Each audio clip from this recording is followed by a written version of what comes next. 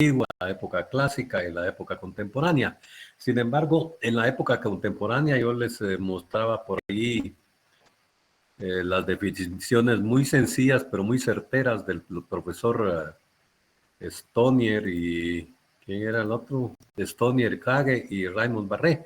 Las de Stonier pues son objetivas, ¿verdad? Que dice que es fundamentalmente la economía es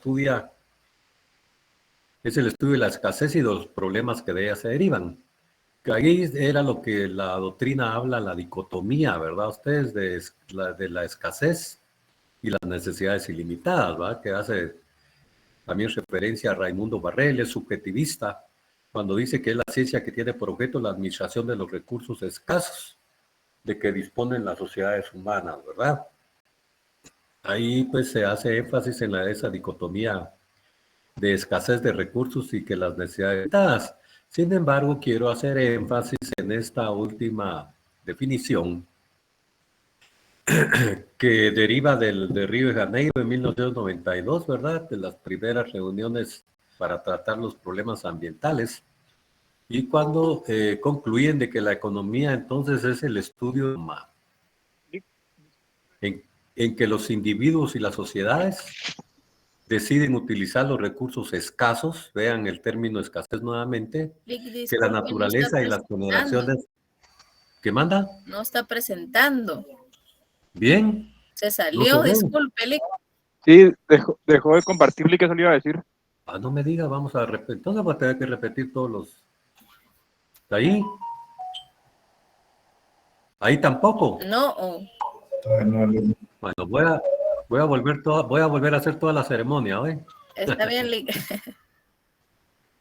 Ahorita ya hay 81. Ah, qué bueno, sí. Bueno.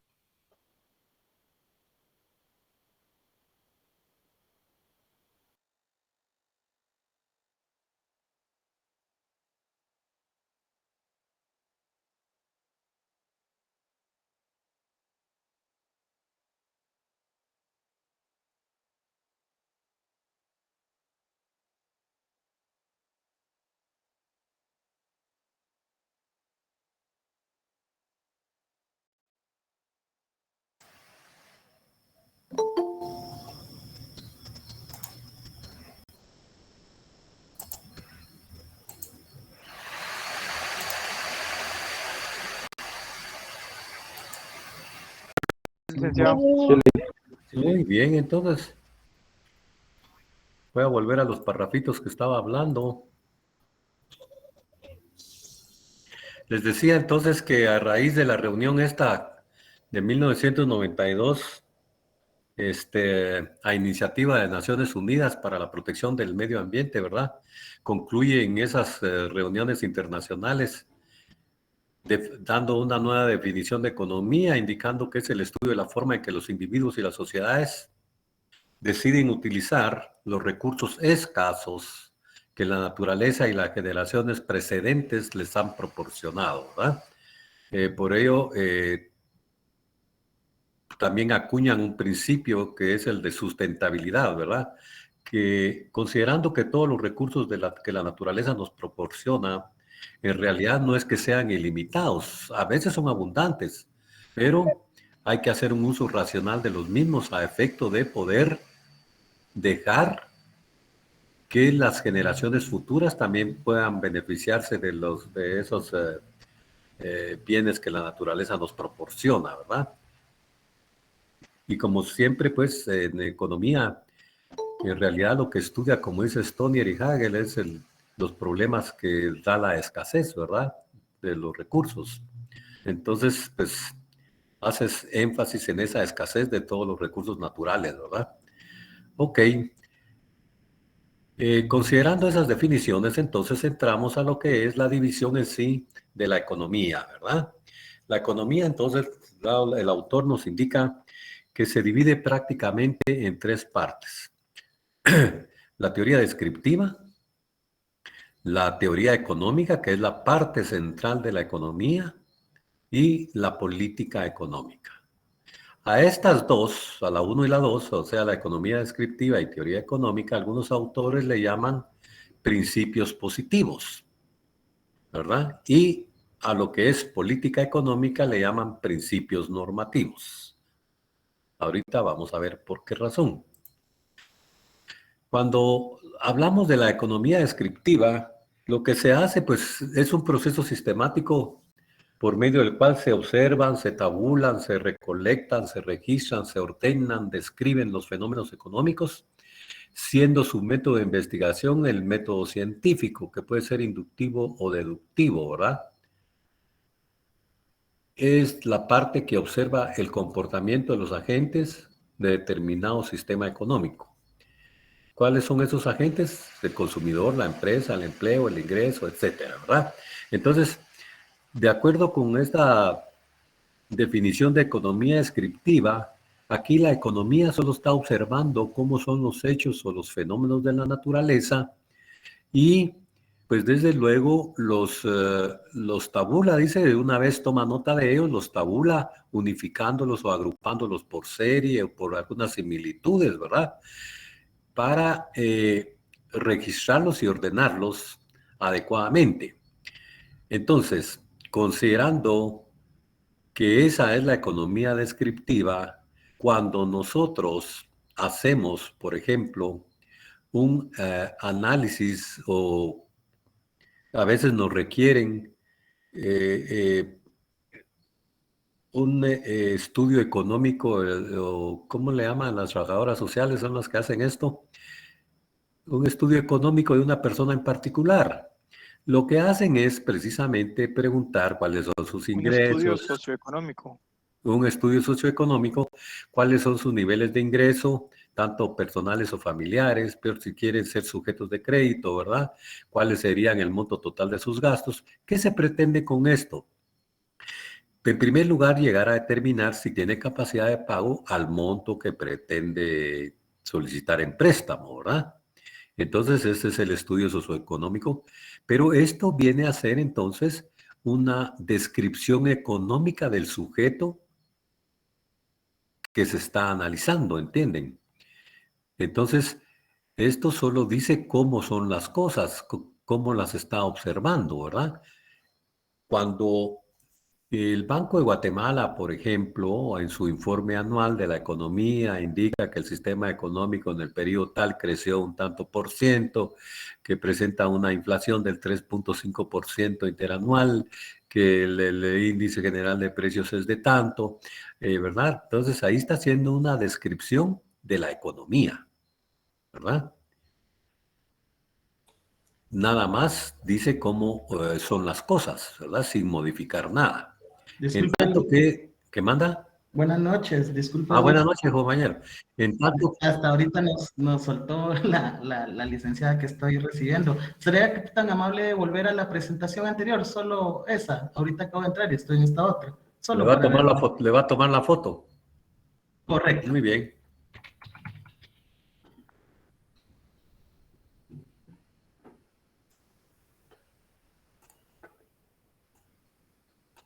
Ya. Gracias, Lick. Sí. Muy bien.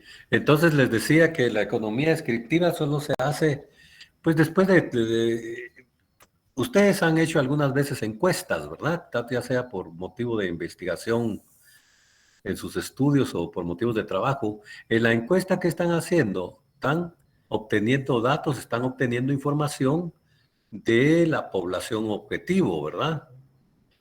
Posteriormente los tabulan, ¿verdad? Y ponen en juego todos esos datos para ver qué características presenta al mercado de determinados productos, y esa fue la idea de la encuesta, ¿verdad? Entonces ahí lo que estamos haciendo es economía descriptiva, ¿verdad? Solo describir cómo son esos hechos o fenómenos que encontramos en una sociedad, ¿verdad? Después de haber hecho la encuesta o obtenido la información necesaria. Sin embargo, ya la teoría económica o análisis económico, que es la parte central, ¿verdad? Le corresponde precisamente ordenar lógicamente esas formulaciones proporcionadas por la economía descriptiva. Entonces ya analiza, ya sintetiza, produce conclusiones, hace generalizaciones entre sí, y trata de establecer cuál es la dependencia o interdependencia de los diferentes factores que fueron objeto de la investigación, ¿verdad?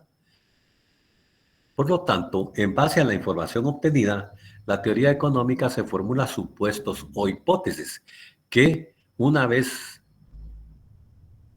comprobados, pues va a señalar o va a determinar que son principios, teorías o leyes de carácter económico, pero una vez pues, estos sean comprobados en la práctica, ¿verdad? Por ejemplo, cuando el autor de la ley fundamental de la demanda y de la oferta llegó a determinar que los consumidores cada vez que subía, voy a poner del ejemplo del pan, era un austriaco. Ahorita les voy a dar el nombre que se me olvidó de momento. Veía que cuando el precio aumentaba, veía que los consumidores adquirían menos cantidad. Eso lo observó tanto en el producto pan, en este y otro, en otros productos, ¿verdad?, de consumo. Y observaba también a la inversa, que cuando el precio bajaba, las gentes pues consumían más. Entonces se formuló precisamente, después de observar eso, formuló su hipótesis y la comprobó con una serie de productos y la tuvo que haber comprobado también en varias localidades a efecto de ver si la conducta de los consumidores se presentaba de la misma forma. Entonces eso le permitió formular la ley fundamental de la demanda, por ejemplo, que dice que las cantidades que de una mercancía se demanden tienden a variar en sentido inverso a su precio, ceteris paribus. Después les voy a explicar qué es eso, ¿verdad? Y en el caso de la oferta, vio que cuando los precios mejoraban, la gente trataba de producir más a efecto de vender con precios mayores, ¿verdad? Pero que cuando los precios, cuando se abarataba el producto, nadie quería cultivar ese producto, ¿verdad? Porque el precio estaba muy bajo. Entonces, después de hacer sus investigaciones, terminó también formulando la ley fundamental de la oferta, que dice que las cantidades que de una mercancía se ofrecen en venta tienden a variar en sentido inverso a su precio. Ceteris paribus, ¿qué quiere decir?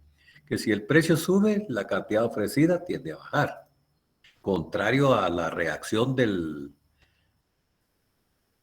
oferente, estamos los consumidores, los demandantes, porque nosotros tenemos una reacción inversa a las modificaciones del precio. Si el precio sube, bajamos nuestro consumo. Pero si el precio baja, tendemos a aumentar las cantidades de bien a adquirir, ¿verdad? Entonces, todo eso lo observó su autor y formuló ambas teorías. Pero lo que quiero hacer énfasis es que la teoría económica, siendo la parte central, utiliza toda la información recolectada por la economía descriptiva. En el caso de la economía descriptiva, toda la información que obtiene no la altera, solo la tabula y la ordena.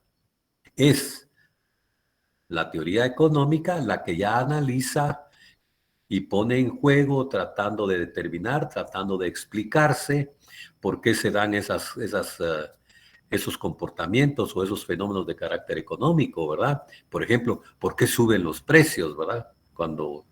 O por qué bajan los precios, o por qué los oferentes dejan de vender cuando los precios bajan.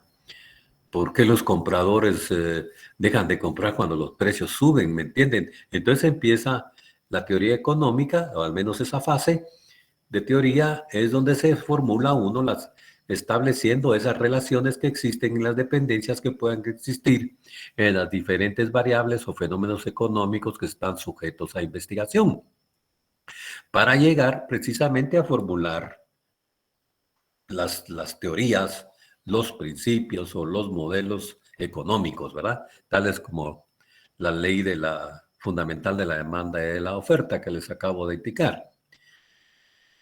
Muy bien. ¿Alguna pregunta con relación a esto, jóvenes? Todo correcto, licenciado. ¿No? Todo claro, Claro, Lick. claro. Bueno, muchas gracias. Ok, la tercera parte de la economía es la política económica o economía aplicada. es la parte de la economía que aplica aquellos principios, aquellos modelos, las leyes, las teorías que fueron formuladas en la parte central, ¿verdad? En la teoría económica, con el propósito de conducir adecuadamente el sistema económico hacia objetivos predeterminados. Entonces, aquí tenemos ya las tres grandes partes en que se divide la economía en general, ¿verdad?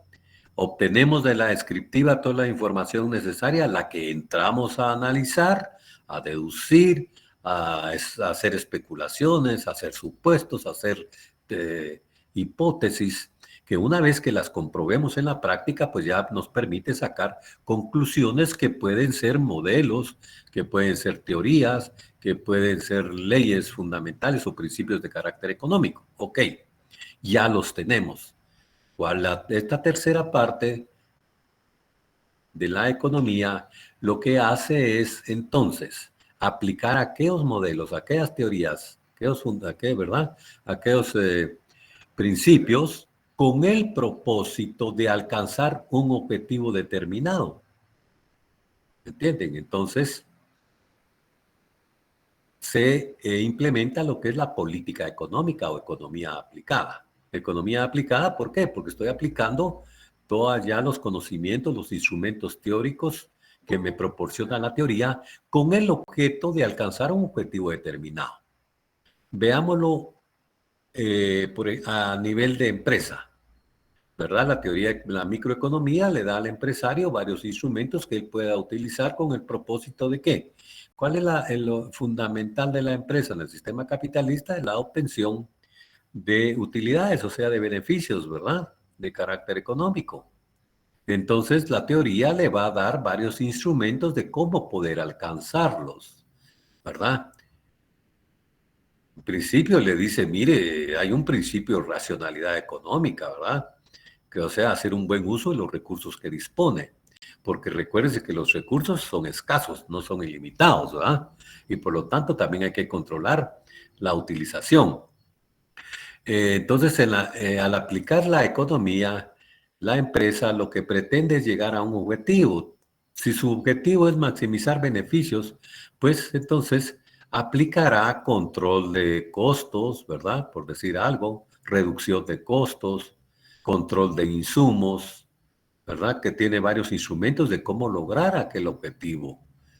Otra cosa, pues por ejemplo, si le es más rentable incrementar las horas de laborables a través de horas extras, pues las aplicará porque él va a obtener más beneficios o contratar más mano de obra, es decir, tiene que jugar también con los factores de la producción para ver en dónde va a obtener mayores volúmenes de producción que le permitan mayores beneficios, ¿verdad? Lo que quiero que quede claro es que la política económica se aplica, pero porque va detrás de un objetivo predeterminado. Cuando hablamos de política económica, pues no es solo a nivel de empresa, sino que también a nivel de Estado. El Estado implementa sus políticas económicas porque pretende, por ejemplo, voy a dar un ejemplo, se pretende incrementar, por decir algo, el hato ganadero en el país. Entonces, ¿qué debería de hacer el Estado?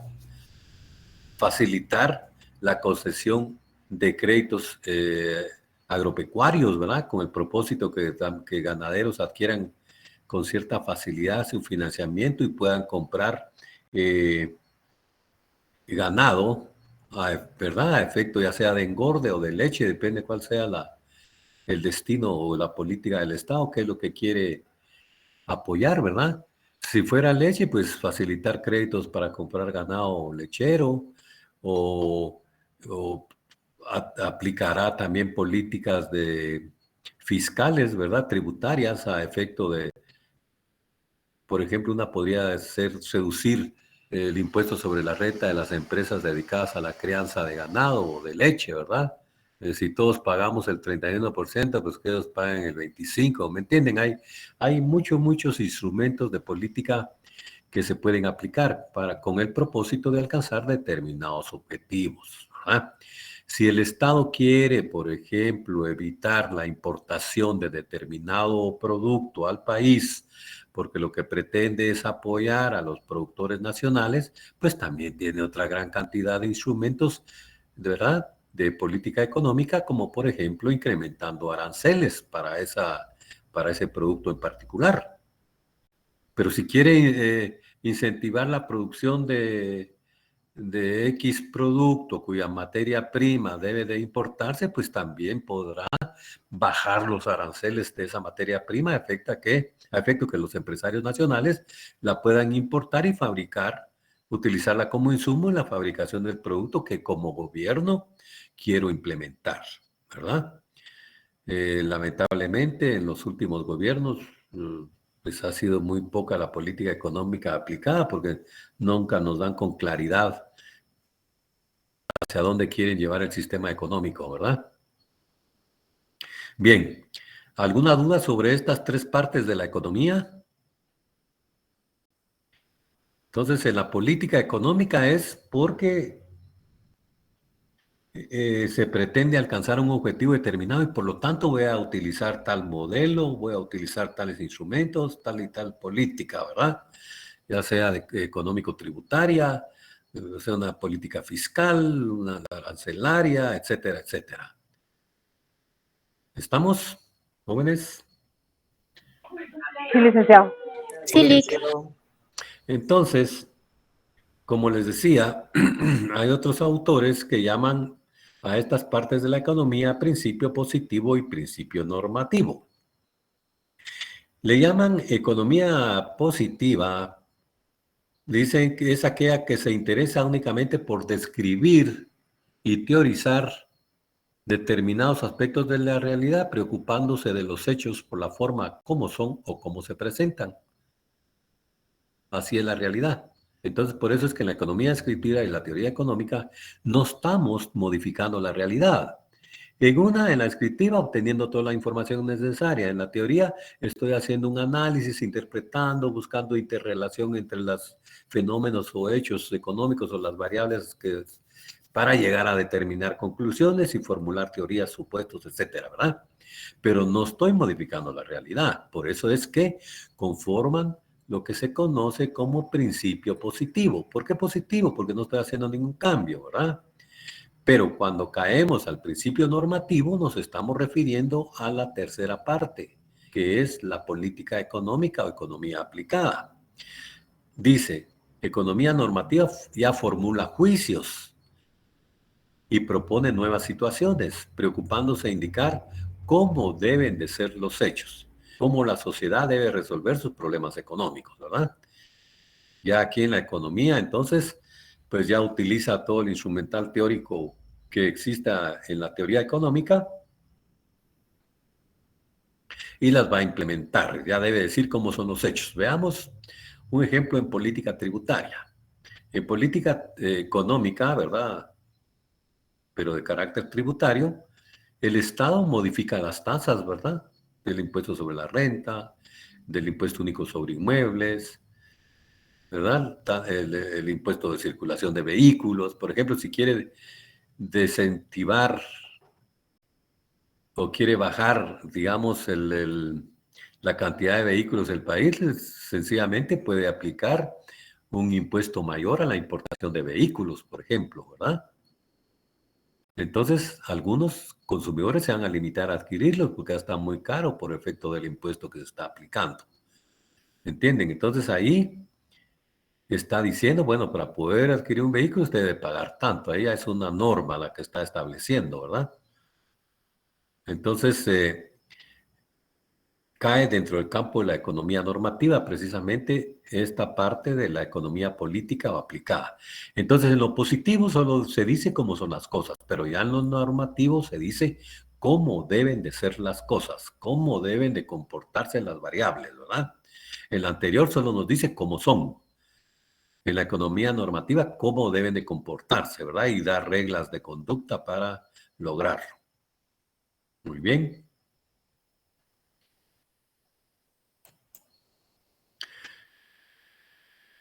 Tenemos las tres partes entonces de la economía, aquí la ven. economía descriptiva, la teoría económica y finalmente acá, están viendo el cursor, ¿verdad? La política económica.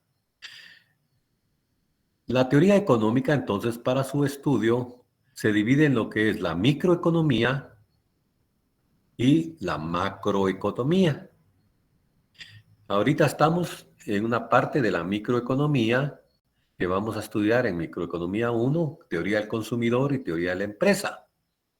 Pero esta micro también les decía, se complementa con la teoría de la producción y la teoría de la distribución, ¿verdad? Que se utilizan precisamente para hacer política económica, ¿verdad? Claro, esta política económica a nivel de empresa, a nivel de consumidor, ¿verdad? En tanto que la otra parte de la teoría económica, que es la macroeconomía,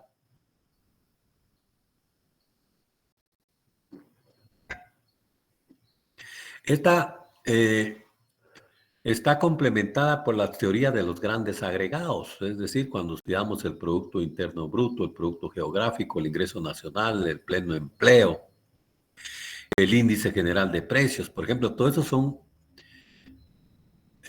constituyen o forman parte de las teorías de los grandes agregados del sistema, ¿verdad? Pero también la integran la teoría general del crecimiento y equilibrio, del equilibrio y el crecimiento económico. Y para ahí tiene influencia precisamente lo que es la teoría monetaria, la teoría de las finanzas públicas, la teoría de las relaciones internacionales, del comercio internacional, las diferentes teorías de desarrollo. Todo este conjunto de teorías son las que trata la macroeconomía, ¿verdad? Y entonces son las que se utilizan a nivel, digamos, del sistema económico nacional, ¿verdad? Del Estado, ¿verdad? Para poder alcanzar determinados objetivos. En cambio, a nivel de empresa se hace política económica a través de estos instrumentos. El Estado a través de estos otros, y por eso ahí se aplica la macro. A ver, ¿quién me ayuda? ¿Quién de las instituciones del Estado lleva a cabo la macroeconomía para el Estado guatemalteco?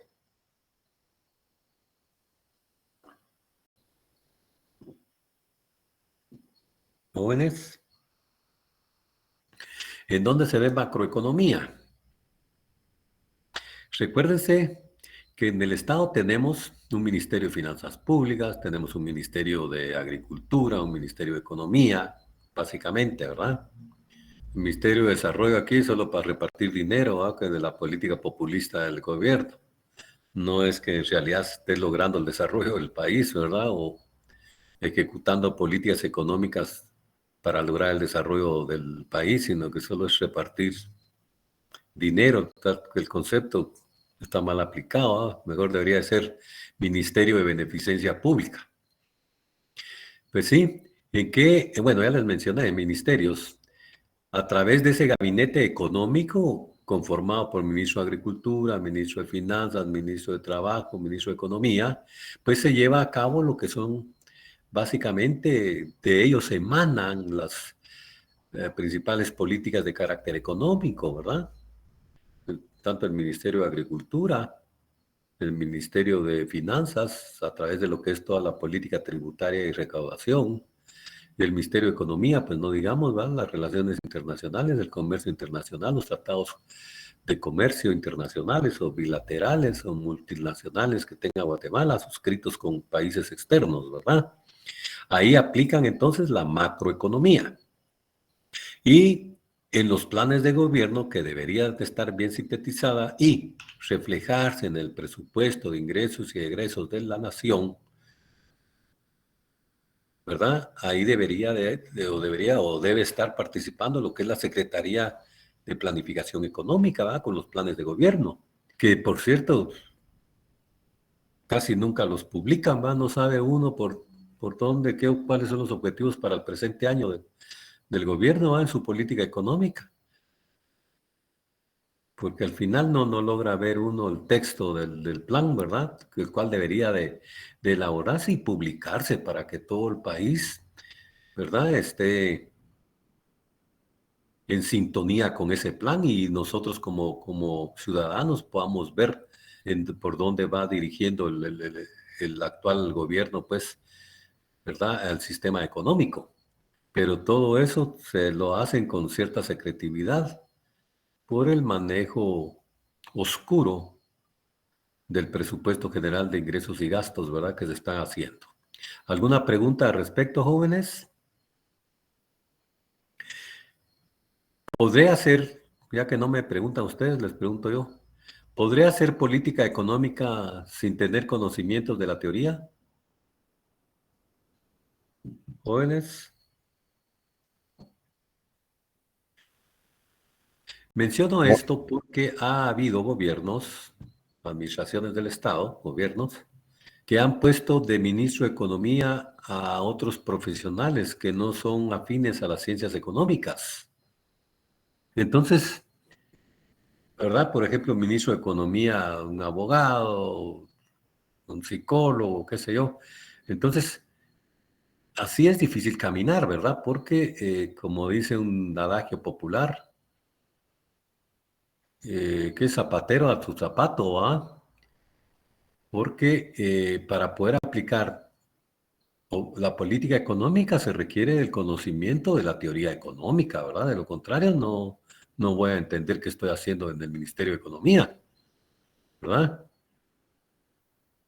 Igualmente, Guatemala es muy dado a poner ministros de salud, por ejemplo, que no son médicos, ¿va? O a poner ministros de educación y no son ni siquiera profesores. Entonces, cada quien debe tener una especialidad y hay que respetarla, ¿va? Para que podamos funcionar de mejor manera.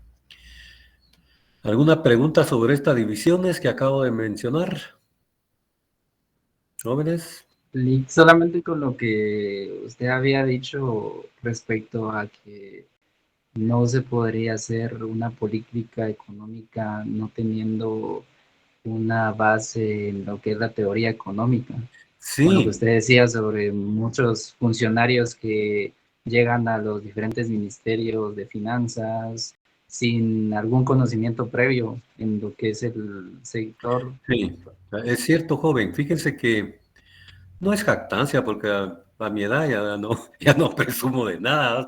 Tal vez solo presumo de mi edad, pero por razones de trabajo me tocaba escuchar algunas propuestas, ¿verdad? O de hablar de la política económica del Estado, totalmente arrevesadas, ¿va? Y claro, quienes las estaban formulando, porque como tenían el poder político y tenían el cargo, hablaban. Pero la verdad que eran ideas totalmente absurdas, que chocaban con los conocimientos teóricos de la economía, ¿verdad? Entonces, ¿qué buenos frutos se iban a obtener si eran nada más corazonadas de un político en el puesto? ¿Me entienden? Tiene que formular las políticas y entenderlas claramente, ¿verdad? Y estar fundamentadas en la ciencia económica, no en una corazonada de un político. ¿Me entienden? ¿Verdad? Entonces, igualmente, lo que sucede con, digamos, en el Ministerio de Salud, ¿va? Un médico va a entender, yo voy ahí. Una cosa es poder tener conocimientos de administración, pero en la medicina estaré corto, ¿ah? Entonces, no puedo colaborar mucho en los objetivos de ese ministerio, porque tengo limitaciones de conocimiento, aunque tenga buena fe y sea muy buen funcionario, pero hay sus limitaciones, ¿verdad? Cada ciencia tiene sus propias peculiaridades, ¿verdad? Que no se pueden conocer de un día a otro, sino que derivan de un estudio mínimo de 5 años más, ¿verdad? Más la experiencia, etcétera. ¿Algún otro comentario, jóvenes? Bueno, la otra cosa, jóvenes, con el Estado, ¿qué pasa? Que por lo regular nombran también de altos funcionarios a gente que viene del CACIF, de la iniciativa privada. Y ellos están acostumbrados a ordenar y que se cumpla lo ordenado, lo mandado por ellos. Pero en el Estado, a veces no se puede. Y entonces, porque en el Estado solo se puede hacer lo que la ley permite. En la vida privada se puede hacer lo que la ley no prohíbe. Vean la diferencia. Yo como empresario puedo hacer lo que la ley no me prohíbe. Entonces, por lo tanto, hagas esto, hagas aquello y esto y lo otro, porque la ley no me lo está prohibiendo. Pero ese mismo razonamiento yo no lo puedo llevar a la administración estatal, porque en el Estado solo puedo hacer lo que la ley me permite y siempre y cuando haya estado previsto en el presupuesto del actual año en el cual estoy administrando, ¿verdad? Para que haya asignación, para que haya disponibilidad presupuestaria. De lo contrario, estoy cometiendo delitos, ¿verdad? En la administración pública. Entonces, hay empresarios que no muy caminan, pues, porque se ven limitados. Cada rato les tiene que aclarar uno, mire, esto aquí no se puede por tal cosa, ¿va? O primero, tal vez hasta el año entrante, pero entonces, en el presupuesto del año entrante tenemos que prever eso, que esa idea suya. ¿Entienden? Es parte de la burocracia, ¿verdad? Que nos limita muchas veces a actuar de inmediato, porque por esas limitaciones de carácter técnico y presupuestario que hay, ¿verdad? O la misma ley de compras que va frenando, ¿verdad? Que hay que llenar requisitos. No solo el deseo de compres esto y ya, ¿va? No, bueno, compres esto porque se requiere para esto y lo otro, pero ese gasto ya tuvo que haber estado previsto en el presupuesto, de lo contrario no se puede hacer. Hay que pedir una ampliación presupuestaria, dictamen favorable de la dirección técnica del presupuesto, y total, que se vuelve largo y se termina el año y no se hizo, ¿ah? Y entonces eso pues no cuaja en muchas mentes de los empresarios privados, ¿verdad? Precisamente porque no conocen al Estado. Entonces, para que el Estado funcione, las mentes que trabajan deben de ser muy prever las cosas con anticipación y adelantarse en la programación de esas actividades, a efecto que cuando ya se presente la necesidad ya esté todo listo, ¿va? ¿Me entienden? Hay que adelantarse a los hechos, a efecto que no se trabe en el camino las cosas, ¿va? Muy bien. Continuamos entonces. Espero que me escuchen bien porque ahora la lámina aquí ya me hace música. Sí, se le escucha, Se licenciado. escucha bien, licenciado. Se escucha bien, licenciado. Ok, entonces vamos aquí con las definiciones de lo que es la parte que conforman la teoría económica, ¿verdad? Está la microeconomía. Pongo acá que en los siglos XVIII y XIX, porque en realidad fueron los clásicos de la economía quienes la acuñaron, quienes empezaron a hablar ya de aspectos de economía aplicados a la empresa. Así es como surge la microeconomía, ¿verdad? Entonces dice, es parte de la teoría económica que estudia el comportamiento de los entes económicos individuales, tanto por el lado de la oferta como por el lado de la demanda. A eso es microeconomía. Cuando decimos es el comportamiento que entonces hace de los entes económicos individuales, ¿de quién? El estudio del comportamiento del consumidor y el estudio del comportamiento del empresario, ¿va? Por eso dice de la demanda y de la oferta. En tanto que la macroeconomía, la parte de la teoría económica, que explica la vida económica a través de los grandes o magnitudes globales, o sea, de los agregados, Producto Interno Bruto, Ingreso Nacional, pleno empleo, Producto Geográfico Bruto, etc. Y describe las relaciones características entre tales magnitudes. Vamos a ver los ejemplos. En la microeconomía, entonces, tenemos estudiar el comportamiento del consumidor, de la familia y de la empresa. Desde el punto de vista económico, ¿cómo? Pues a través de un estudio socioeconómico de la persona, ¿verdad? Ahí puedo hacer yo un análisis micro. Estoy haciendo un análisis micro. Por ejemplo, el analista de crédito de cualquiera de los bancos del Sistema Nacional, cuando le pasan el expediente de la solicitud de crédito de don Pedro XX, ¿qué le va a requerir? A ver, contadores, ¿qué es lo que les va a requerir? Lo primero que le requieren.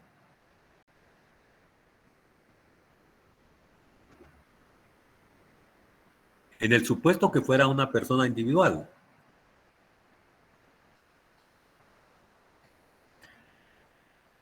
sus estados de cuenta. Son los estados de Bueno, cuenta líquidos. correcto, un estado de cuenta para ver qué disponibilidades financieras pueda tener él en depósito, ¿verdad? Pero también le van a requerir, Una carta de ingresos, Lick. correcto, y entonces ahí uno está tocándole la puerta al contador a veces, vamos a hacerme una cartita de ingresos, porque me están pidiendo a solicitar mi crédito de 10,000 en Banrural, pero quieren, entonces viene el contador y certifica que el fulanito devenga tanto a ustedes. O bien una nota, una carta de la empresa de su patrono, donde certifique cuánto es lo que gana. Ahí, ¿por qué? Porque ahí está haciendo una economía descriptiva, solo está viendo cuánto gana, ¿verdad? O a veces son créditos familiares, entonces pedirá de todos los miembros de la familia, ¿verdad? Pero a su vez también se utilizan formatos en el sistema bancario, es muy usual que se utilicen formatos para donde se vuelca toda esta información, y entonces ahí también uno tiene que poner cuáles en alimentos, tanto en estudios, ¿entiende? En transportes, en gasolina, en colegiaturas, y uno pone por ahí, claro que uno es el solicitante del crédito, va cuidando de no excederse a manera que le quede cierto margen y poder cubrir una letra de crédito, No hacer uno la tontera de detallar más gastos de sus ingresos, porque entonces no le van a dar, ¿va? Hay que demostrar cierta capacidad de pago, ¿verdad? Esa es una cosa. La otra cosa que le pueden pedir es el destino. ¿Qué va a hacer? Muchas veces son de vivienda, pues solo pedirán un planito que es la vivienda que se va a ampliar. Y ahí básicamente lo que cuenta es la capacidad de pago familiar, ¿verdad? Pero cuando se trata de implementar un negocio, por ejemplo, el amigo que te hace crecer, ¿va? Ustedes, Bansural.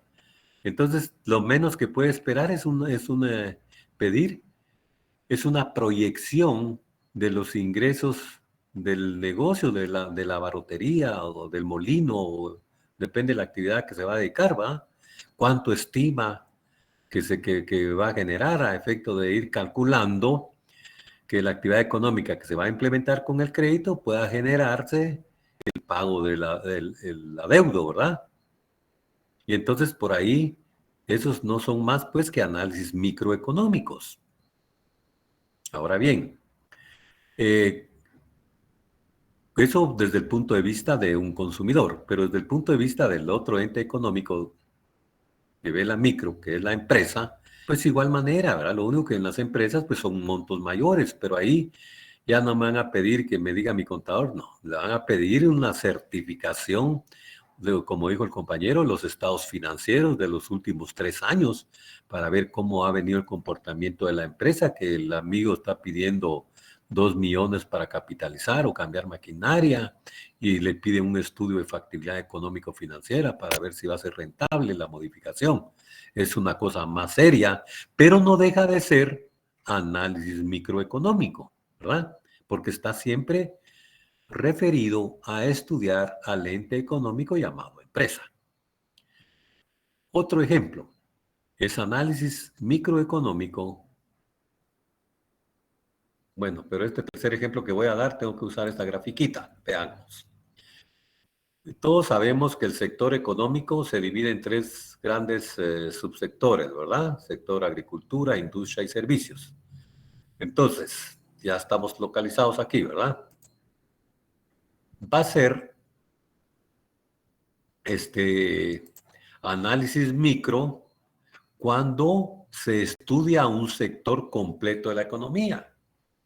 Por ejemplo, tengo una oficina de consultoría y pues el gobierno, finanzas o economía me está pidiendo que haga un análisis, por ejemplo, de la generación de empleo en el sector industrial del país.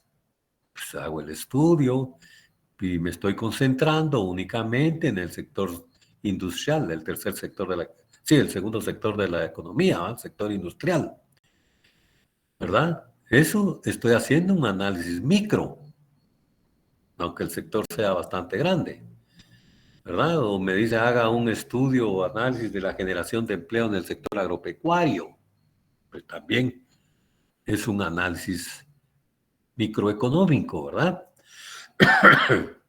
O bien,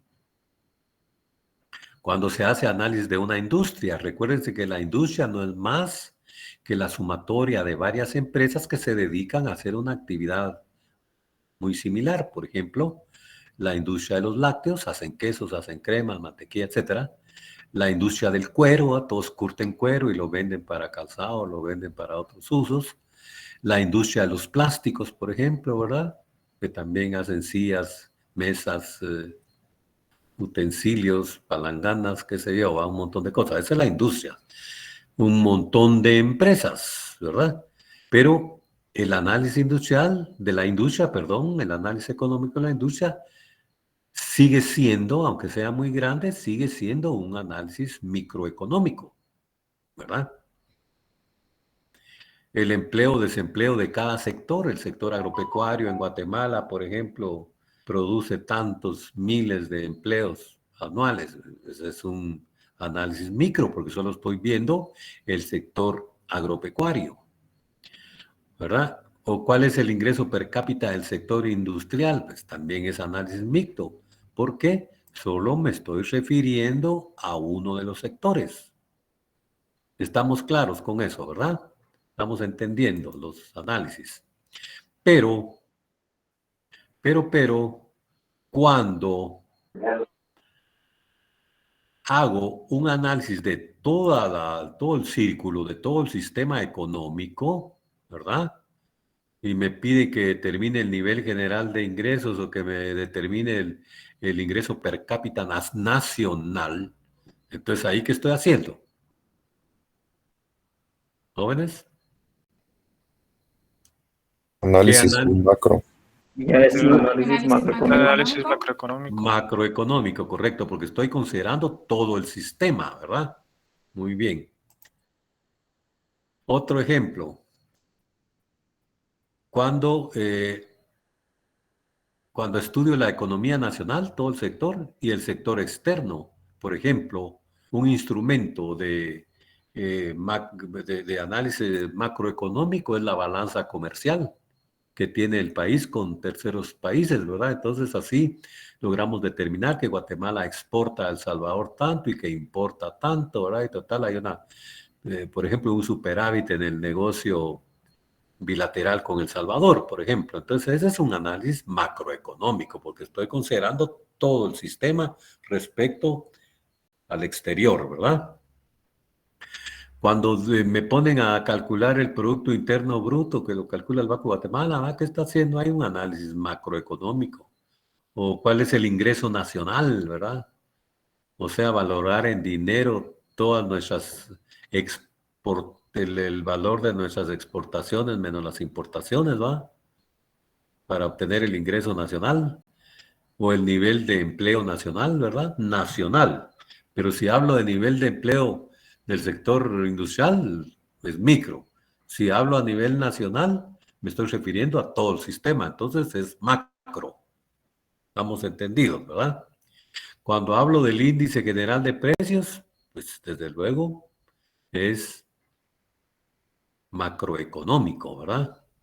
Cuando hablo de la relación entre los tres sectores, pues también es un análisis macroeconómico. Creo que con eso no hay dificultad, ¿verdad? ¿Estamos? ¿Jóvenes? Sí, ¿verdad? Muy bien.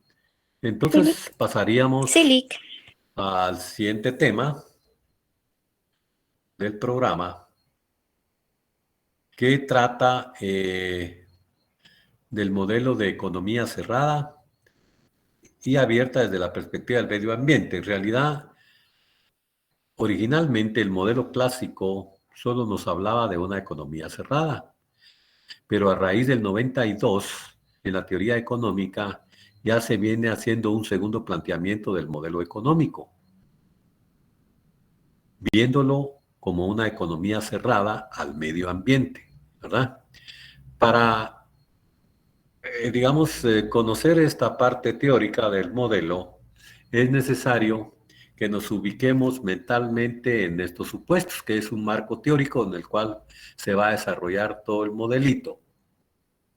En primer lugar, vamos a suponer que se trata de una economía cerrada. ¿Qué quiere decir eso? que no hay relación externa, ¿verdad? No vamos a llevar a cabo importaciones o exportaciones desde o hacia el exterior, sino que todo lo que se produce se consume dentro del sistema, dentro del mismo sistema. Solo va a considerar a las familias y a las empresas. Por lo tanto, no hay ahorro, o sea, no hay acumulación por parte de los empresarios, ¿no? Ni adineramiento por parte de los consumidores, sino que todo se incorpora en el proceso productivo. El otro supuesto es que las familias son las propietarias de los factores de la producción. Es decir, ¿cuáles son los factores de la producción? Recursos naturales, el trabajo, el capital y la organización o capacidad u organización empresarial.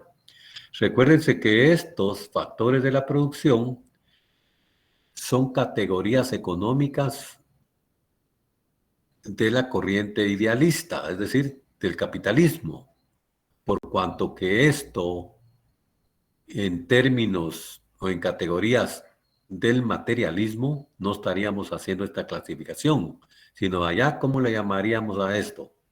Desde el punto de vista de la corriente materialista.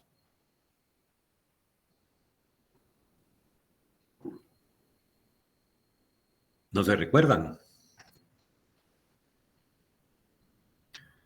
¿No se recuerdan del modo de producción o de la estructura económica y superestructura y todo eso que vimos tanto en derecho como en socioeconomía? Creo que lo ven. Cuando hablamos de recursos naturales nos estamos refiriendo en el materialismo, en las categorías o términos materialistas, estamos hablando de objetos de trabajo. ¿Se recuerdan? ¿Nadie se recuerda, jóvenes? No se quieren recordar.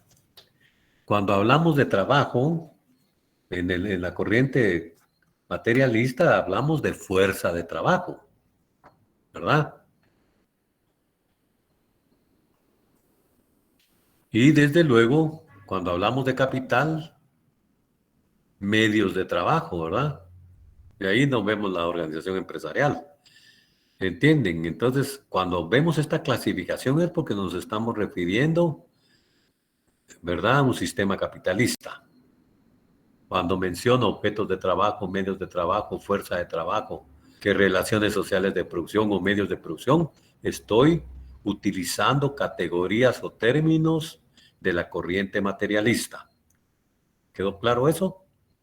Sí, licenciado. Muy bien. Entonces, otro cuarto supuesto de este modelito, de una economía bastante simplificada o economía cerrada, es que no interviene el sector público, es decir, no interviene el Estado en la actividad económica y por lo tanto se implementa una política de laissez-faire y laissez-passer, que ya se los mencioné la noche anterior, que quiere decir dejar hacer y dejar pasar. Este razonamiento viene desde los fisiócratas, ¿verdad? Donde ya les dije que la fisiocracia significa el gobierno de la naturaleza. Y de acuerdo con la filosofía de los fisiócratas, únicamente el trabajo que se llevaba a cabo en el campo, o sea, lo proveniente de la agricultura y la ganadería, era lo único que generaba riqueza. Lógico, ¿verdad? Era antes de la revolución industrial. Después vienen de la revolución industrial, dejan de ser artesanos, se inventan las factorías o fábricas, ¿verdad? Y entonces la economía cambia totalmente. Entonces cambian también conceptos, que era lo que les venía diciendo, ¿verdad? Que las ciencias sociales son cambiantes. Conforme los fenómenos económicos se van dando, también va cambiando, ¿verdad? Y es decir, la ciencia va buscando siempre una explicación, un sostenimiento teórico-científico para los nuevos hechos que se van generando en la sociedad, ¿verdad? Ok, y el último de los supuestos es que existe una competencia perfecta. Es decir, hay muchos vendedores y muchos compradores para un producto determinado que nadie puede influir en el precio directamente. Es decir, que somos tantos los compradores que ninguno actuando de manera independiente va a poder influir en el precio del bien. Igualmente, van a ser tantos los vendedores de ese bien que nadie a su capricho o actuando independientemente va a poder poner el precio. Porque ya les dije que el mercado de competencia perfecta, y lo vamos a ver más al detalle adelante, el mercado de competencia perfecta, lo que el aporte que da al mercado es, ¿verdad? Como instrumento de carácter económico, es que permite igualar las cantidades ofrecidas con las cantidades demandadas y así se establece el precio. Por eso es que en un mercado de competencia perfecta, las empresas solo son tomadoras de precio. Eso lo van a leer en los libros de texto, de micro siempre. ¿Qué quiere decir eso? Que si yo como empresario quiero entrar a producir un bien que tiene competencia perfecta, yo no puedo entrar a ese mercado poniendo mi precio. Al contrario, voy a entrar a producir a ese mercado y a vender mi producto al precio que está actualmente. Porque yo solo soy un vendedor entre muchos, ¿verdad? Y por lo tanto no puedo actuar independientemente poniendo el precio, ya que este es resultado de la oferta, de las fuerzas de la oferta y de la demanda. ¿Estamos? Muy bien. Entonces, viéndolo así muy simplificado. Disculpe que lo interrumpa con una pregunta. Lo anterior que había dicho dice que no se puede influir en el precio de manera directa, pero se puede hacer de una manera indirecta, digamos, por ejemplo, una empresa que lo pueda realizar o un sector en específico. No, las características teóricas de lo que es competencia perfecta es que somos tantos los compradores que yo, a mi capricho, no puedo poner el precio al producto, ¿ah? O como somos tantos los vendedores que tampoco puedo poner el precio. No hay otro medio más que el precio que alcanza el producto en el mercado como consecuencia de la fuerza de la oferta y la demanda que tenga, ¿verdad? A eso se refiere la teoría. Pero no es solo eso, ¿verdad? Hay otras características que conforman lo que es la competencia perfecta. Usted dice que si buscando otro medio, no hay ningún otro medio, ¿verdad? Con excepción de las empresas que venden productos en mercado de competencia imperfecta, ellos sí pueden poner el precio. Por ejemplo, un producto monopólico. ¿Quién le pone el precio al producto monopólico? Entendemos que es el monopolio, ¿verdad? Es cuando una empresa es la única que produce un bien o servicio. Entonces, ese es un bien monopólico o servicio de monopolio. Entonces, si usted es lo único, el dueño de la empresa es el que le pone a su capricho el precio, ¿verdad? Ni tanto a su capricho, porque hay por ahí detrás unas leyes económicas que lo van frenando, pero tiene mucha libertad de poner el precio. No depende del mercado, sino de él. Igualmente el oligopolio, pero un oligopolio puro, pues no como dice la salvedad, no como la gremial de azucareros de Guatemala, ¿verdad? Entonces, por eso es que se distinguen los mercados, dependiendo de la libertad que se tenga para poner el precio, así se clasifica el bien, ¿verdad? Sí. Así como en ese combustible, con los precios. Bueno, ahí fue, eso depende del... Recuérdense que nosotros no somos productores, solo importamos el producto y el precio del producto está altamente influenciado por la inflación mundial. Es decir, a nosotros ya nos viene caros. Entonces, lo único que hacemos aquí es distribuirlo. Pero lógico es que los distribuidores, si lo compran a 30, no lo van a vender a 30, ¿va? Ellos también tienen sus costos de operación, costos de transporte, costos de almacenamiento, costos de energía, costos de mano de obra para servirlo. Y encima... el impuesto.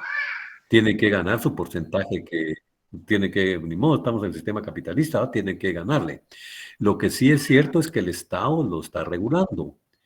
precisamente porque si lo deja en libertad, creo que nos afectaría mucho, que algunos es muy fácil ponerse de acuerdo en los distribuidores de gasolina, ¿verdad? Y nos pondrían a precios más elevados, porque el Estado siempre controla. Y en este caso, como consecuencia que la inflación mundial se está reflejando en el precio del petróleo, el Estado en beneficio del pueblo, porque una de las funciones del Estado, se recuerdan del curso de Derecho, en el artículo 1 de la Constitución establece que el Estado surge precisamente para tratar de llevar a cabo pues el bien común.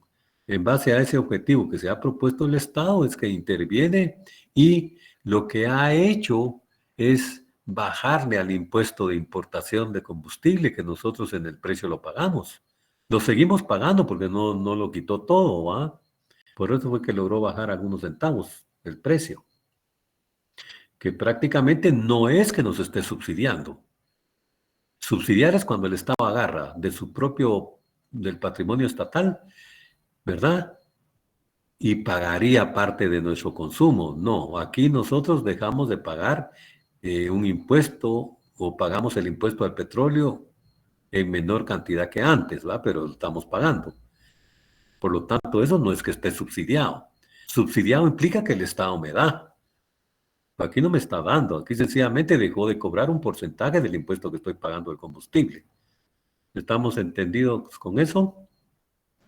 Entendido, Lick. Claro, Gracias. es una política económica, ¿a ustedes? ¿Algún comentario más? Lick, solo con una consulta, entonces en este caso, viendo el ejemplo de las gasolineras, ¿ellos entrarían en la competencia perfecta o la imperfecta? Porque se ha dado demasiado aquí en los departamentos que tienen diferentes precios. No sé, Sí, competencia pero entre ellos. sí, pero la diferencia es el costo de transporte. Por ejemplo, yo ahorita estoy en Cobán. Aquí está como 5 quetzales más que en Guate, ¿va? Cuando en Guate está a 33, aquí está como a 35, ¿va? O 37. Entonces yo lo que me hago es venirme fuleado de allá y cabal vengo y regreso. Ya no compro aquí, bueno, trato de venirme con el tanque lleno, ¿ah? Licenciado, pero en ese caso, yo he visto unas gasolineras que están ahí por zonas de Misco, que yo trabajo mucho por la calle, y también no solo por el transporte del combustible, sino por la demanda que la gente tiene en el mismo lugar, porque son lugares en donde casi nadie compra y le bajan el precio un montón para que lleguen más. O sea, no. Sí, pues para atraer consumidores, sí. Pero no, eso no es mercado de competencia perfecta. Vean ustedes, creo que me sobran los dedos de una mano para decirles las marcas de gasolineras. Shell, Texaco, Puma, ¿cuál más? Una. Ah, Don Arturo. Don Arturo, ¿ah? Que esa sí vende un poquito, pero son centavos, 10, 15 centavos menos, ¿va? Las gasolineras. Sí, varía bastante. Sí. Pero ahí ya mencionamos 4, Shell, Texaco, el Puma, Don La Arturo. 1 también. La Chevron. gasolinera 1. Pero esa tiene muy poca, Delta. pero no, tiene muy pocas, o solo en la capital hay, tal vez no. Yo Sí, pues no me recuerdo haber. sí, normalmente yo solo, bueno, aquí en la capital, porque afuera de departamentos, sí no Sí, he yo no he observado visto ninguna. en todo de lo que vengo de Guate para acá, no he visto la 1. Sin embargo, sí hay una en Baja Verapaz, pero que es la de Don Rodolfo, le dicen. Yo no sé si es de la localidad de una aldea de ahí de la aldea del Niño Dormido de Baja Verapaz, que pertenece a Salamá. Hay una gasolinera que se llama Don Rodolfo y que por lo regular también tiene el precio, en este caso el diésel un poco, pues, centavos, pues va, 10, 20 centavos menos, pero son muy pocas. Entonces, cuando hablamos de competencia perfecta, nos estamos refiriendo a muchas. Sin embargo, vale la pena hablar con ustedes de eso, que en economía hay mucha relatividad en los términos. Y quiero que me comprendan por qué. ¿Cuántas son muchas? Digo, ¿cuántas son pocas? ¿Quién me dice? Eso es relativo, ¿a jóvenes? es relativo. Sin embargo, les digo una, pues es la unidad. Ahí no hay para dónde. Pero si les digo muchas o pocas, ¿cuánto? Ahí va a depender del criterio que yo tenga o del tamaño de mercado del país, por ejemplo. Porque para Guatemala pueden ser muchas, 100, pero me voy a México con 100 y pico de millones de habitantes, me voy a los Estados Unidos con no sé cuántos millones de habitantes, pues esos 100 son pocas. Entonces hay relatividad, ¿verdad? El muchos para unos es pocos para otros. En cambio, cuando hablo de una es una, no hay para dónde, ¿va?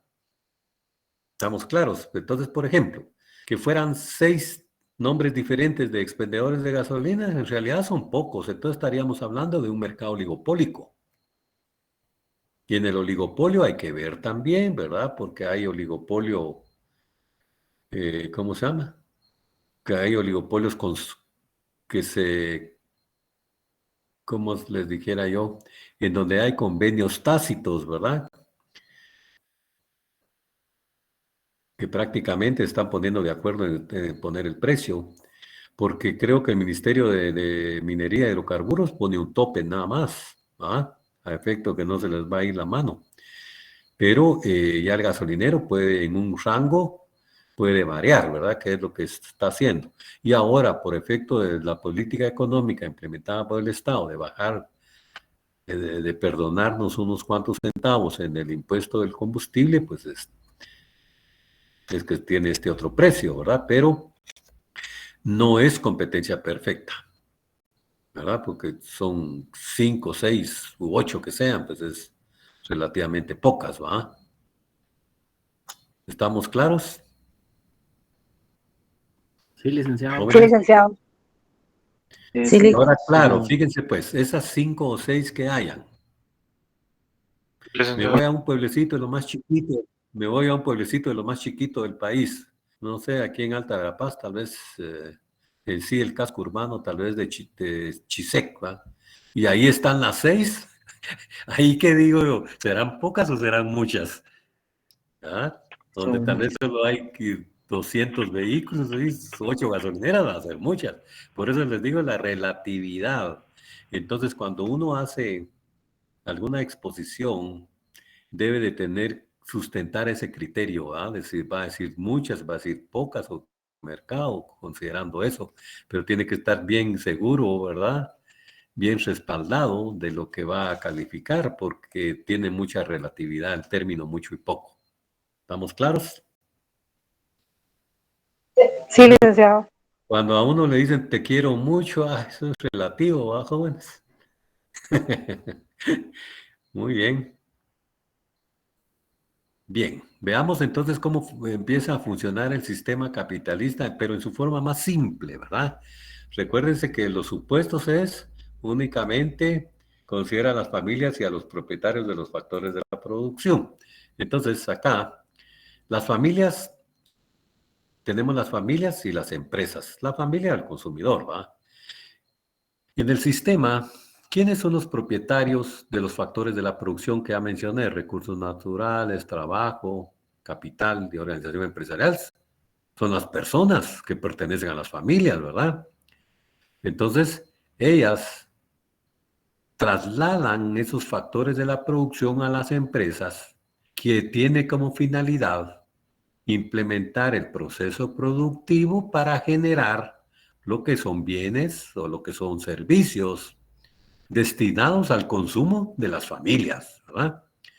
Entonces ese círculo, esa corriente que se está dando en el intercambio de factores de la producción por bienes, es lo que vamos a conocer como corriente real o de producción. Ahora bien,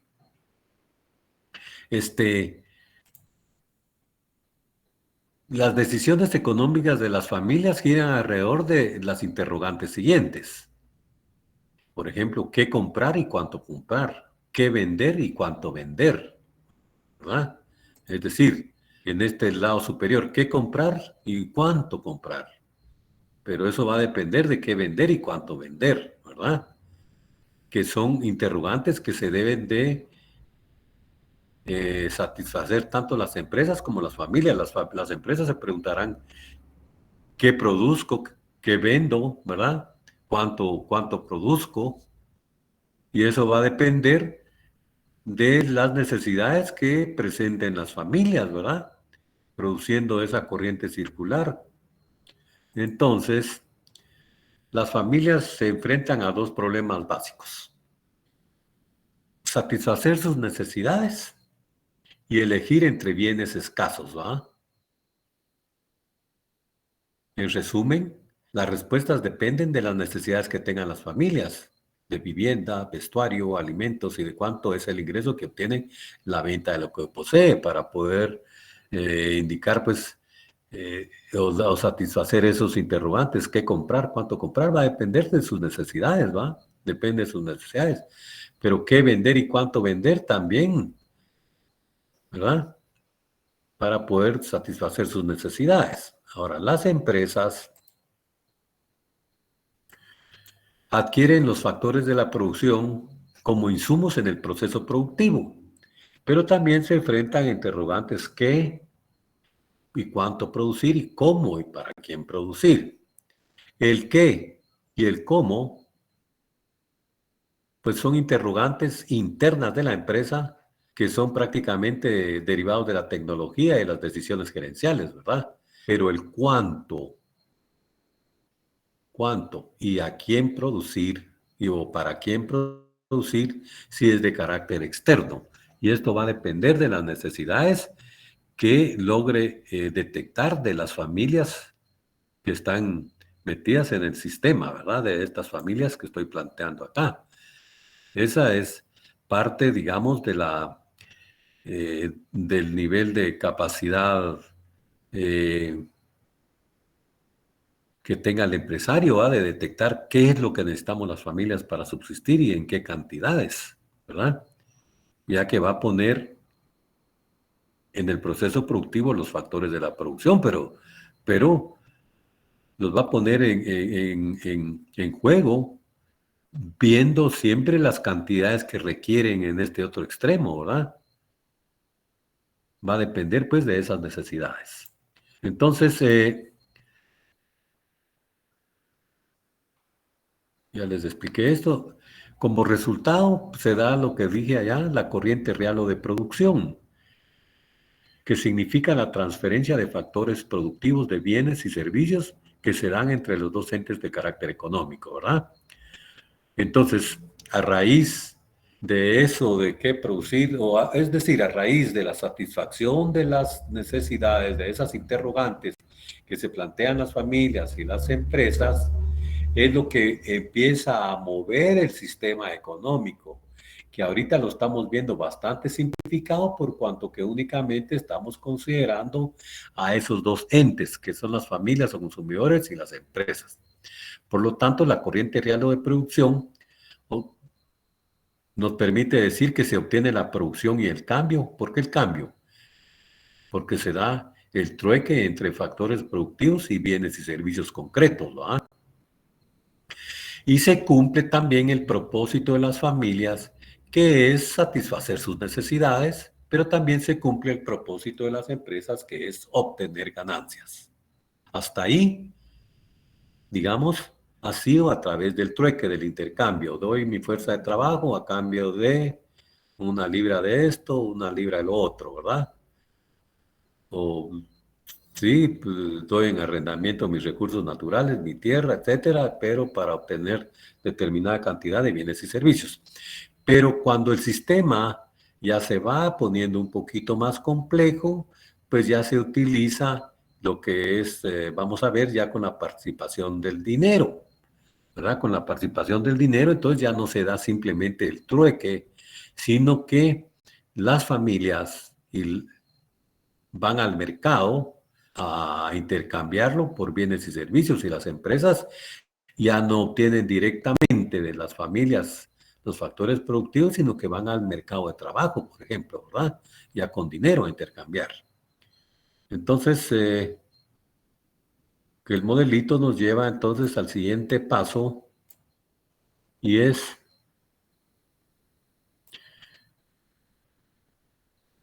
Bueno, antes de eso, conocer las características del dinero. El dinero en realidad para que funcione debe tener estas 4 características.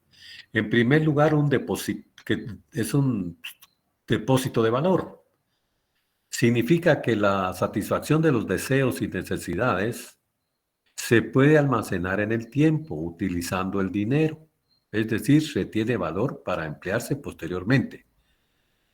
Por eso decimos que el dinero es un acumulador de valor, de manera tal que la persona que ahorra, ¿qué está haciendo? La persona que ahorra lo que está haciendo es diferir el consumo. La compra de bienes y servicios para más adelante guarda ese valor porque el dinero como mercancía acumula valor que va a utilizar después para intercambiar en obtener bienes y servicios cuando lo requiera, ¿verdad? Por eso es acumulador de valor. Pero también es un estándar de pago diferido.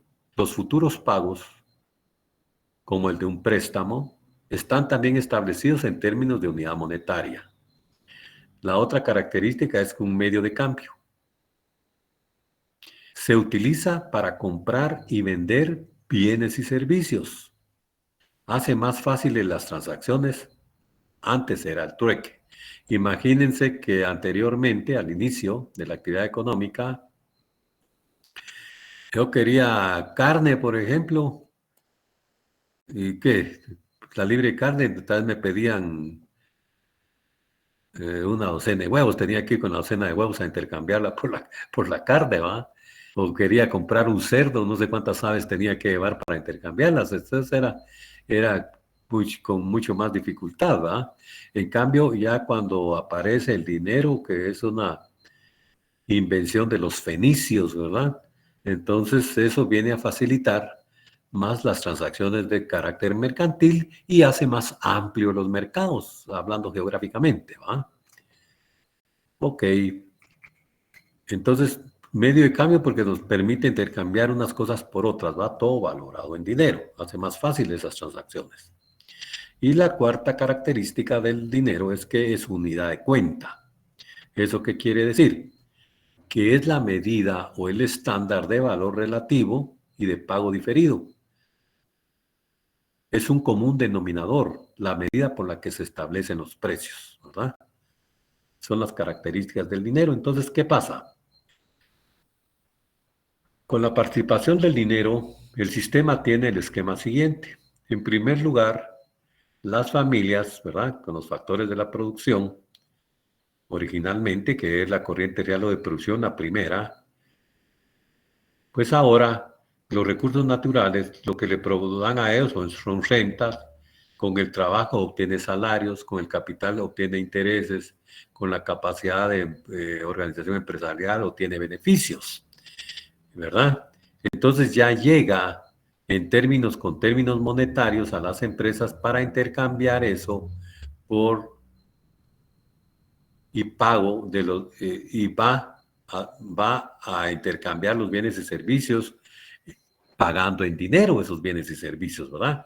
Entonces, ya el dinero facilita otra corriente, que es la denominada corriente nominal o monetaria, que permite entonces mayor circulación en el sistema económico, porque las transacciones se vuelven más fluidas, más rápidas, ¿verdad? Se vuelven más rápidas. Ya no era tener en sí propiamente el trueque, sino que ahora es el dinero, ¿va? En base a las características que tiene, yo ya llevo mis productos y lo que recibo son cantidades dinerarias por ellos, ¿verdad? Entonces aquí en el sistema ya distinguimos siempre la corriente real o de producción y esta última que es la corriente nominal o monetaria, porque ya se introdujo pues el dinero. Sin embargo, el sistema no se queda así.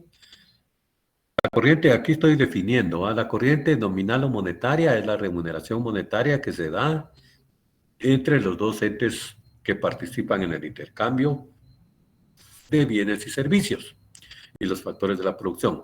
Con el dinero se facilitan las transacciones y son más rápidas. Solo quiero que hagan énfasis en que también anteriormente les definí lo que fue la corriente real o de producción. cuando les dije que significa la transferencia de factores productivos de bienes y servicios que se da entre los entes económicos individuales. Eso se los recalco por aquello que se pueda interrogar sobre esas dos cosas. Ahí están las definiciones y eso se supone que deberían de responder. Ahora veamos qué pasa con la intervención del mercado. Ya no se va a dar las compras directas pagadas en dinero de los bienes y servicios de los factores de la producción, sino que cada ente económico llega a un mercado. Las familias van a llegar al mercado de factores de la producción con lo que es de su propiedad, con los factores productivos de las familias, y las empresas en necesidad de qué producir, cuánto producir, va a ir a los mercados a buscar sus materias primas, a buscar su mano de obra, ¿verdad? A buscar los montos de capital requeridos en el proceso productivo, y por lo tanto tiene que acudir a un mercado de factores de la producción donde el mercado va a equilibrar el precio de equilibrio a una cantidad de equilibrio, ¿verdad? Pero entonces el precio de los bienes en un mercado de competencia perfecta, viendo simplificadamente, va a ser el precio que el mercado facilitó. Porque el mercado es un instrumento de carácter económico, una institución que permite, esa es la función social del mercado, que permite poner en contacto a oferentes y demandantes con el propósito de llegar a establecer el precio de equilibrio, ¿verdad? Permitiendo que llegue en cuanto oferente haya o en cuanto demandante haya, a efecto que se establezca el precio del bien, ¿verdad? Pero igualmente sucede, las empresas van a llevar sus bienes al mercado de bienes y servicios y las familias llegan, aquí en esta flechita, llegan con dinero al mercado a adquirir sus bienes y servicios, ¿verdad? Que las empresas están trasladando por este medio para posteriormente hacer las transacciones, ¿verdad?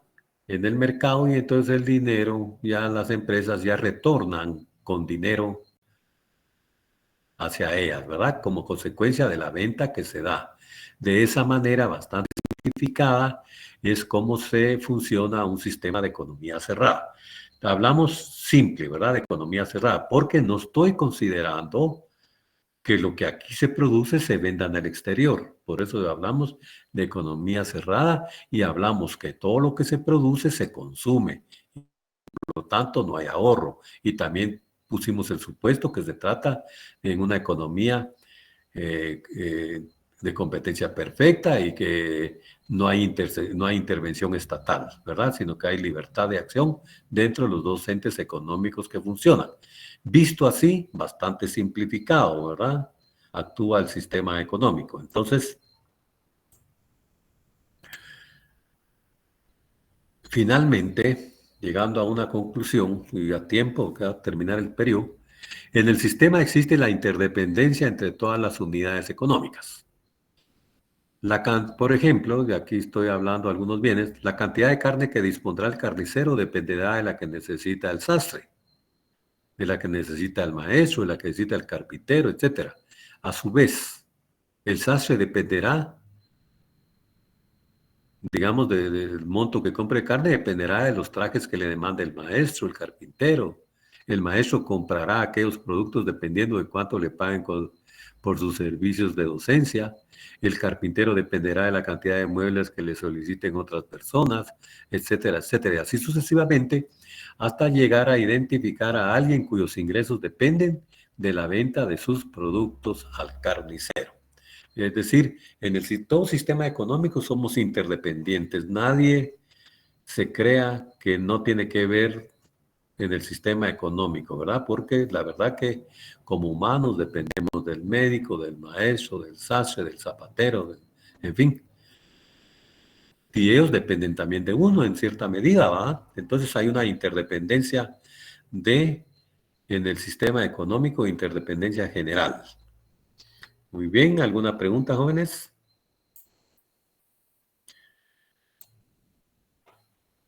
Todo claro, Lick. Todo bien, Todo claro, licenciado. Okay. Las conclusiones están acá. De una vez voy a aprovechar para dárselas, faltando 2 minutos. Entonces dice, hemos obtenido un modelo simple de la economía despojado de muchas complejidades de la actividad diaria, con el objeto de mostrar en forma clara la esencia de un sistema de precios. Este modelo ha puesto de relieve el mecanismo de la cuenta circular, de la corriente circular, mediante la cual se obtienen y gastan los ingresos y se compran bienes y servicios, destacando la estricta interdependencia que existe entre todas las unidades económicas que lo integran. Además, el modelo ha señalado el papel clave que desempeñan los precios de las mercancías al equiparar cantidades demandadas y al equilibrar el mercado. Estos precios organizan la actividad económica del sistema, determinan los ingresos, organizan la producción y racionan el consumo. En general, proveen a una sociedad de mercado del mecanismo para responder a las interrogantes básicas de toda sociedad. ¿Qué producir? ¿Cómo producir y para quién producir? ¿Verdad? Estamos en un sistema eminentemente capitalista donde el precio es el regulador de la actividad económica. Ahí sí lo dejo. Entonces, jóvenes, por hoy, ¿alguna otra pregunta?